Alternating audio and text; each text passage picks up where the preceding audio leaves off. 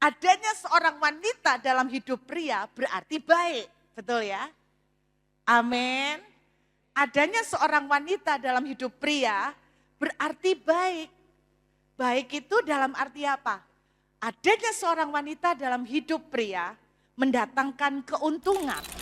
Mandat ilahi untuk wanita ternyata bukan cuma menolong, tapi juga melindungi.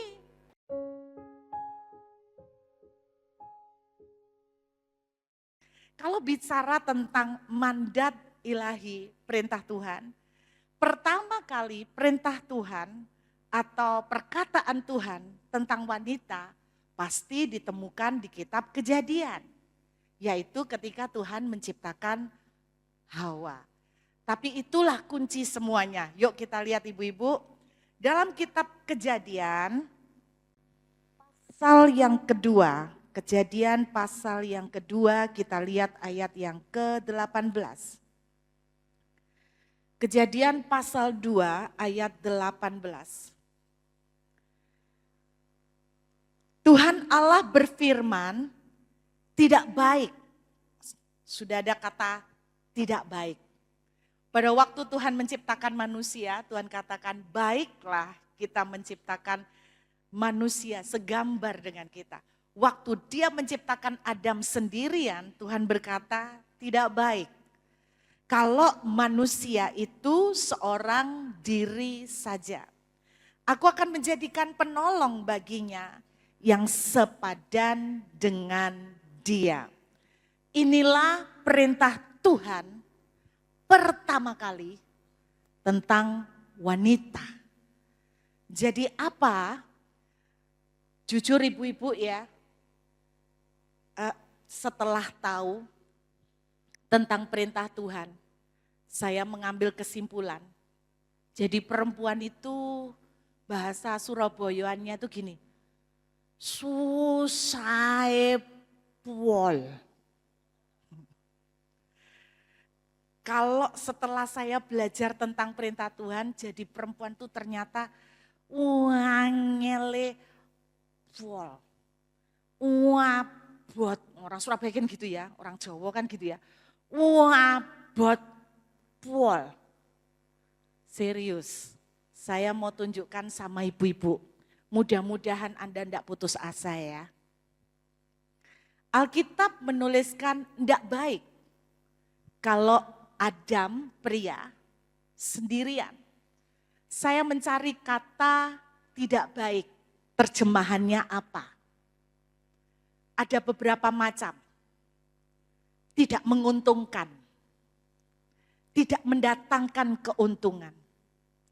Tidak mendatangkan kemakmuran. Tidak mendatangkan sukacita. Tidak mendatangkan kelimpahan. Kalau saya terjemahkan dengan bahasa bebas, berarti gini. Adanya seorang wanita dalam hidup pria, mohon maaf ya bapak-bapak. Adanya seorang wanita dalam hidup pria berarti baik, betul ya? Amin. Adanya seorang wanita dalam hidup pria berarti baik. Baik itu dalam arti apa?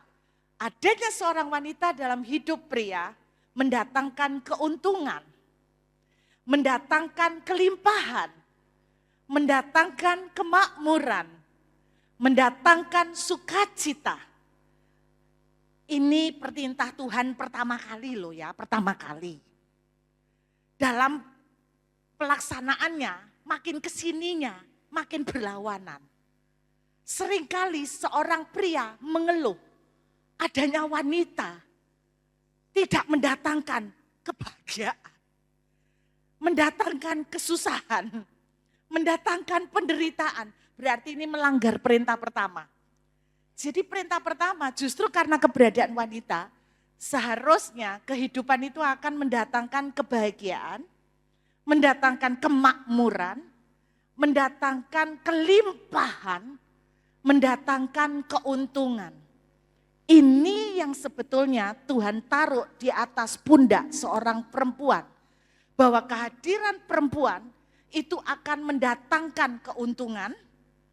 Saya ulangin, mendatangkan kemakmuran, mendatangkan kebahagiaan, mendatangkan kelimpahan, mendatangkan semua yang baik-baik kan?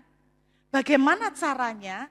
Dengan cara menjadi penolong yang sepadan. Saya bedah lagi ibu-ibu, makin saya bedah makin sumpek saya.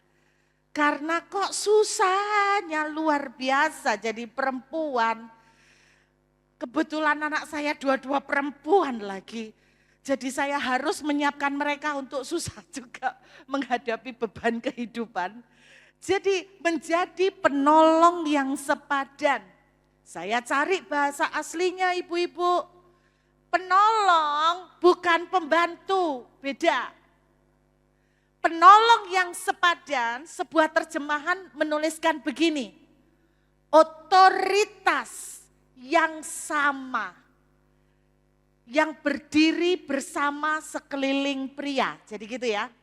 Jadi otoritas yang sama, makanya dikatakan sepadan. Jadi bukan di bawahnya, bukan juga lebih tinggi, otoritas yang sama. Kalau di dalam dunia perusahaan, sahamnya 50%, 50% ibu-ibu. Kalau di dalam dunia kerja merger, itu 50%, 50%. Dua-duanya punya hak untuk mengambil keputusan, untuk memberikan masukan, untuk sama-sama memberikan ide. Jadi salah satu terjemahan penolong yang sepadan adalah otoritas yang sejajar, mungkin itu ya. Otoritas yang sejajar, punya kuasa dan kekuatan, punya power yang sejajar. Lanjut, saya menemukan, ibu-ibu dengar, ternyata kata penolong bukan cuman tentang kuasa atau otoritas yang sejajar, tapi kata menolong juga punya pengertian, benar-benar pengertian menolong.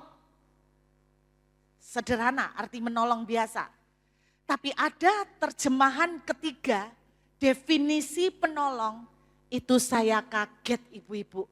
Definisi penolong adalah, saudara seperti, saya kasih ilustrasi ya. Kalau ada misalnya atap roboh nih, contohnya atap roboh. Lalu Anda punya binatang piaraan, katakan anjing. Lalu Anda melihat atap roboh, lalu apa yang Anda lakukan? Anda merangkul anjing ini untuk apa? Melindungi. Jadi kata penolong ternyata juga punya pengertian melindungi loh Bu. Jadi kata penolong yang sepadan itu bukan sekedar menolong, tapi juga melindungi. Mungkin paling gampang saya kasih gambaran bodyguard. Pernah tahu bodyguard? Pernah lihat film bodyguard? Anda lihat film bodyguard ngapain? Dia ngelindungi. Dia ngapain? Dia taruh badan di depan. Dia apa lagi? Kalau ada apa-apa, dia yang rela ambil resiko duluan untuk melindungi. Itu tugas seorang pelindung, benar gak? Jadi kalau wanita-wanita berkata suami-suami itu menjadi pelindung, ternyata jawab sendiri Bu.